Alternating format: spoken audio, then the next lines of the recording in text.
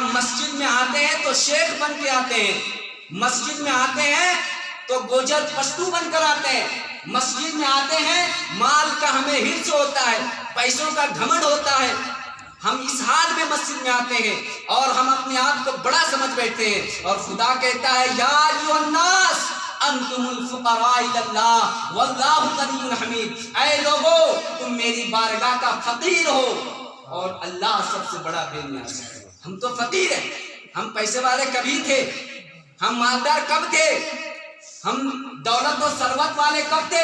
فقیر کا کام ہوتا ہے مانگنا، فقیر کا کام ہوتا ہے در در بھٹکنا، فقیر کا کام ہوتا ہے اپنے مالک کی وفاداری کرنا، فقیر کا کام ہوتا ہے جن کی روٹی کھائے انہی کی گائے۔ لیکن ہم رب کی روٹی کھاتے ہیں اور کہتے ہیں ہم مالدار ہیں، ہم رب کی روٹی کھاتے ہیں اور کہتے ہیں ہم پیسے والے ہیں، ہم رب کی روٹی کھاتے ہیں اور کہتے ہیں ہمارے پاس بہت پیسہ ہے۔ کسی نے مسجد میں 10 روپیہ دیا تو کہ دے دیا، زمین مسجد میں دی تو کہا میں نے کہا پورا تیرا زمین ہی کب ہے؟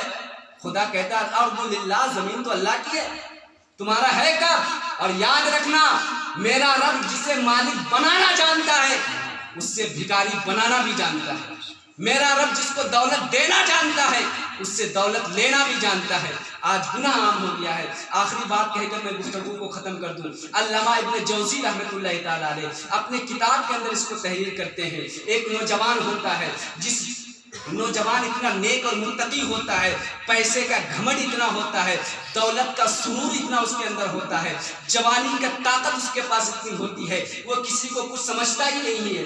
آج ہمارا جوان سمجھتا ہے ہمارے پاس خون ہے، خون وہی قبر کی مٹی تمہاری خون کو چبا چبا کر کھائے گی، چوس چوس کر پیے گی۔ قبر کی مٹی میں جب 4-5 کنڈل مٹی ڈال دیا جائے گا نا، باپ بھی نہیں ہوگا، تمہاری گرل فرینڈ بھی نہیں ہوگی، وہاں صرف ایک اللہ کا ذات ہوگا، ایک تم ہوگے، ایک مصطفیٰ کی ذات ہوگی، اور منکر نکیرین سوال کرنے آئے گا۔ اس وقت تم تنہا رہو گے، نہ کوئی پہچاننے والا تم کو ہوگا، نہ تم کسی کو پہچاننے والے ہوگے۔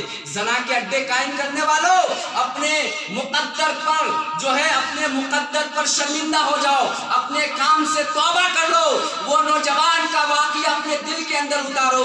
حضرت ابن جوزی فرماتے ہیں کہ جب وہ نوجوان اتنا متقی بھی تھا، پرہیزگار بھی تھا، جوانی کی طاقت بھی تھی اور جوانی کا سرور بھی تھا، پیسہ والا بھی تھا، بادشاہ بھی تھا، غریبوں کو کھلاتا بھی تھا، یتیموں کی مدد بھی کرتا تھا، مگر ایک دن عیاش دوستوں کے ساتھ باہر چلا جاتا ہے اور دوستی میں شراب کا بوتل ہاتھ میں آتا ہے اور شراب پی لیتے ہیں، اور شراب کی نشے میں مست ہو کر، شراب کی نشے میں جو ہے بالکل مست ہو کر گھر آنے کے بعد دروازہ کھٹکھٹاتا، بوڑھی ماں رہتی ہے، کہتی ہے کون؟ کہتے میں فلاں صاحب ہوں، کہتے کیا ہوا؟ دروازہ کھولو۔ ماں جب دروازہ کھولتی ہے، اللہ اکبر دیکھ کے بیٹا شراب کے نشے میں لت پت ہے، بیٹا جو ہے عقل کھو چکا ہے، کہتی ہے بدبخت کیا تمہاری میں نے تربیت اسی طرح کی تھی؟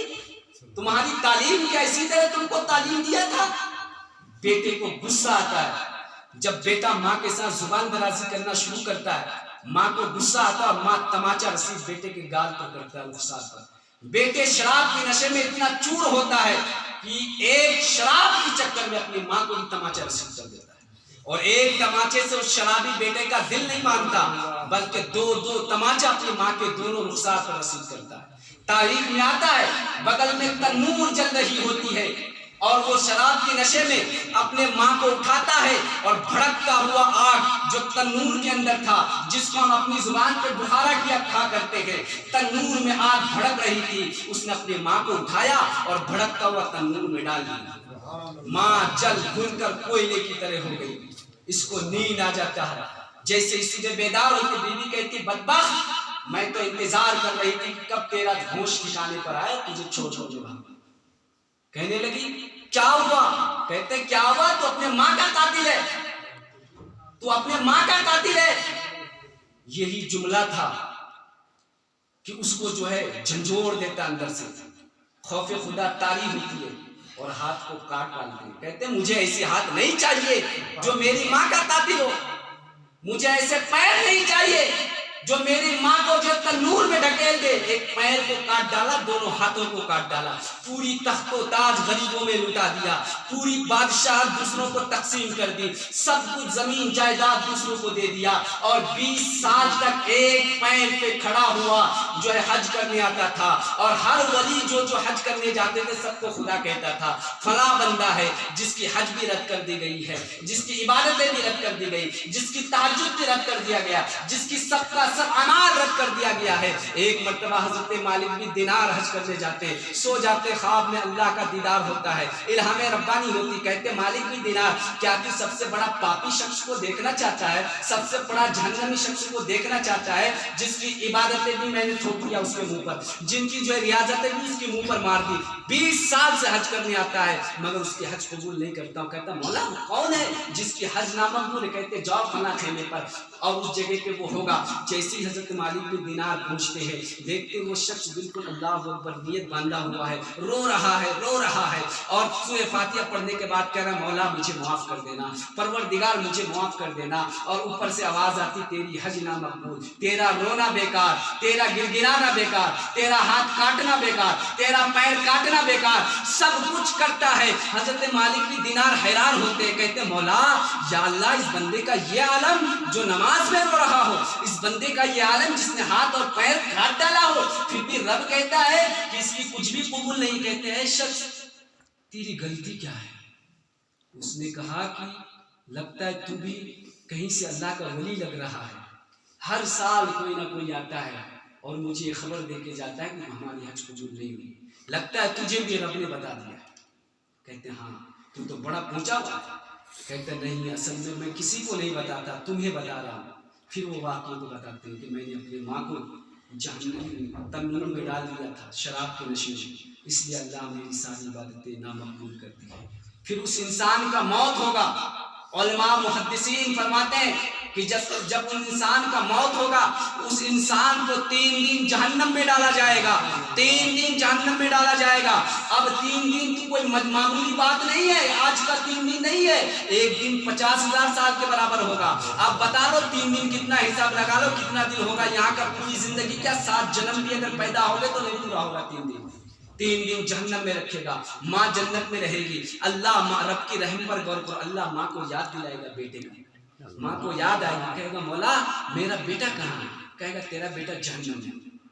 کہا کہ مولا کیا وہ جنت نہیں آ سکتا؟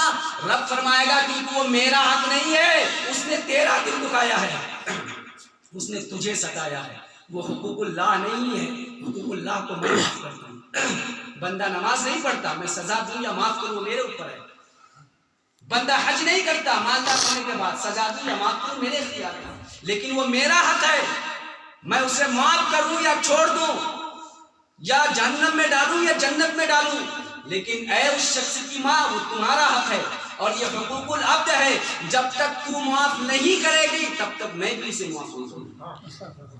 ماں کہتی مولا میں اسے معاف کروں، پھر اس کو جہنم سے نکال کر جنت میں ڈالا جاتا ہے۔ اب اس واقعے سے اب ذرا میں تفصیلی طور پر سمجھا رہا ہوں کہ رب معاف بھی کر سکتا تھا نا، معاف کیوں نہیں کیا؟ کیونکہ یہ بندے کا حق ہے۔ اب سماج کا معاشرہ لوگ کہ آپ دوسرے کو ستا رہے ہو، جس کا دل دکھا ہے جب تک وہ معاف نہیں کرے گا رب بھی تجھے معاف نہیں کرے گا، جب تک وہ تجھے نہیں معاف کرے گا رب بھی معاف نہیں کرے گا۔ آج ماں کو پینے کے لیے جو ہے تو پینے کے لیے شربت نصیب نہیں، سونے کے لیے بستر نصیب نہیں۔ آج ہمارا نوجوان کیا کرتا ہے؟ 500 روپیہ دوسروں کے فحش بیکار عورتوں کے پیچھے، بیکار لڑکیوں کے پیچھے اپنا جیب خالی کرتے ہیں۔ ماں کو ستانا ہمارا کام، باپ کو ستانا ہمارا کام، اسلام کو چکنا چور کرنا ہمارا کام، اور پھر ہم دعویٰ کرتے نبی کے غلام ہیں۔